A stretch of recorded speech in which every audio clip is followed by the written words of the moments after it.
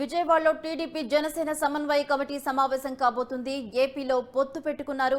TDP Janasena ఉమ్మడి కార్యాచరణ కోసం సమన్వయ కమిటీని ఏర్పాటు చేశారు.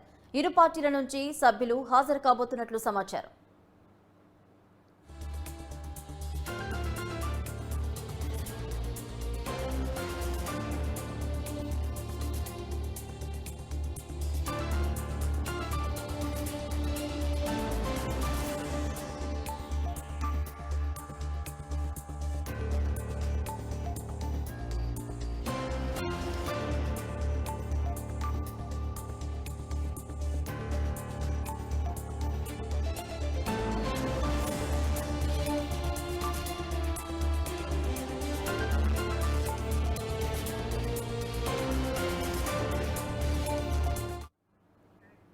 టీడీపీ జనసేన సమన్వయ కమిటీ సమావేశం కాబోతుంది. ఇదే అంశానికి సంబంధించి మరిన్ని అప్డేట్స్ మా ప్రతినిధి ప్రసన్న అందిస్తారు. ప్రసన్న, చెప్పండి, సమన్వయ కమిటీ ఎప్పుడు ప్రారంభం కాబోతుంది? ఎవరెవరు హాజరు కాబోతున్నారు?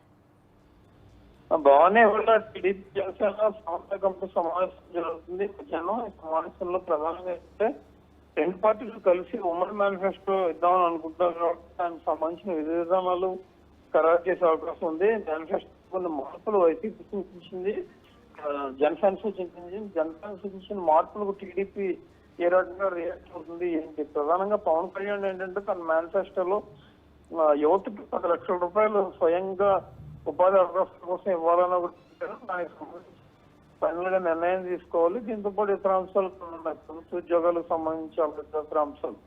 మరి మేనిఫెస్టోలో ఏ అంశాలు పెడతారు? ఇప్పటికీ సూపర్ 6 అనేది పెడతారు. టీడీపీ కూడా ఆల్రెడీ ఒక మేనిఫెస్టో ఇచ్చింది కాబట్టి ఏ రకంగా వెళ్తారు చూడాలి. రెండు అభ్యర్థుల ఎంపికకు సంబంధించి, ఎందుకంటే టీడీపీ జనసేన అభ్యర్థులు చాలా చోట్ల ఇప్పుడు రాజమండ్రి రూరల్ ఉందంటే అక్కడ గోరంట్ల బుచ్చే చౌదరి టీడీపీ నుంచి అడుగుతున్నారు, అదేవిధంగా కందూరు దుర్గేష్ జనసేన నుంచి అడుగుతా ఉన్నారు. అలాగే కొన్ని స్థానాల్లో ఇప్పుడు విజయవాడ వెస్ట్, ఇలా కొన్ని ఇంపార్టెంట్ స్థానాల్లో టీడీపీ జనసేన మధ్య పోటాపోటీ నడుస్తుంది కాబట్టి దీని మధ్య కోఆర్డినేషన్ ఏ రకంగా ఉండాలి ఏంటి అనే దాని మీద చర్చించే అవకాశం కూడా కనిపిస్తుంది.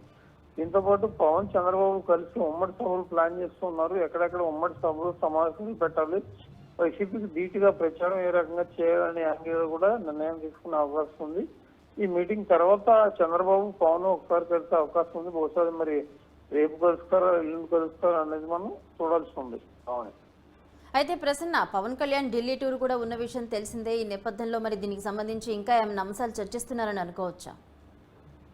అంటే యాక్చువల్ గా పవన్ కళ్యాణ్ ఢిల్లీ టూరు ఉంది, బీజేపీ నేతలతో మాట్లాడాలి. అయితే ఆయన నిన్న మొన్న 3 రోజుల పాటు అటు వైజాగ్ ఈస్ట్ వెస్ట్ లో పర్యటన చేశారు. పర్యటన చేసిన తర్వాత త్యాగాలు చేయడానికి సిద్ధంగా ఉండాలని వాళ్ళ కార్యకర్తలకి నేతలకి చెప్పారంటే ఎన్ని తక్కువ సీట్లు ఇచ్చినా కూడా తీసుకుని కోఆపరేట్ చేయడానికి, టీడీపీకి బీజేపీకి కోఆపరేట్ చేయడానికి రెడీగా ఉండాలి. ఇదే మాట చంద్రబాబు కూడా చెప్తూ ఉన్నారు. అయితే ఇప్పుడు ఈ టీడీపీ జనసేన బీజేపీ 3 పార్టీల అలయన్స్ లో ఎన్ని సీట్లు పోతాయి, బీజేపీకి ఎన్ని ఇస్తారు, ఎన్ని పార్లమెంట్ స్థానాల్లో పోటీ చేస్తారు, ఇవంతా కూడా ఇంకా క్లారిటీ రావాలి. కాబట్టి పవన్ ఒకవేళ ఢిల్లీ వెళ్తే వీటన్నిటి మీద కూడా కొంత స్పష్టత వచ్చే అవకాశం ఉంది. ఎందుకంటే ఆల్రెడీ ఫిబ్రవరి ఎండింగ్ కూడా అయిపోతూ ఉంది. వైసీపీ ఒక పక్క లిస్టులు రిలీజ్ చేసుకుంటే ఈ 3 కలిసి ఇంకా ఎలాంటి నిర్ణయం తీసుకోకపోవడం కూడా చర్చనీయాంశంగా మారుతుందని మనం చెప్పుకోవచ్చు. బాగుంది.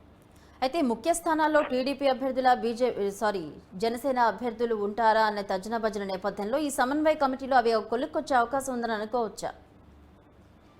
అంటే సమన్వయ కమిటీ ఏంటంటే కేవలం మేనిఫెస్టో రూపకల్పన ఏ రకంగా ఉండాలి, అభ్యర్థులు ఇందాక మనం అనుకున్నట్టు రాజమండ్రి రూరల్ కానీ లేకపోతే కాకినాడ రాజానగరం కానీ ఇలా కొన్ని చోట్ల ఏంటంటే టీడీపీ జనసేన అలయన్స్లు ఎక్కడైతే ఉన్నాయో అక్కడ ఇబ్బందికర వాతావరణం ఉంటుంది. కాబట్టి ఎందుకంటే రెండు పార్టీలకి ఉభయ గోదావరి జిల్లాలో బలమే. ఒకటేమో జనసేన సామాజిక వర్గ పరంగా ఉంటే టీడీపీ ఎప్పటి నుంచో క్యాడర్ అది ఎక్కువగా ఉన్న జిల్లాలు ఉమ్మడి ఉభయ గోదావరి జిల్లాలు. దీంతో పోటీ కూడా కొంచెం ఎక్కువగానే ఉంది. అయితే వీటి అన్నిటి మధ్య కూడా సమన్వయం ఏర్పాటు చేసుకోవడం కోసమే కమిటీలు ఏర్పాటు అయ్యాయి. మరి ఆ కమిటీ డిస్కషన్ ఏ రకంగా జరుగుతుంది, ఎలాంటి నిర్ణయం తీసుకుంటారు, నిర్ణయానికి నాయకులు కట్టుబడి ఉంటారా లేదా, ఇదంతా కూడా మనం చూడాలి. Right, thank you Prasanna.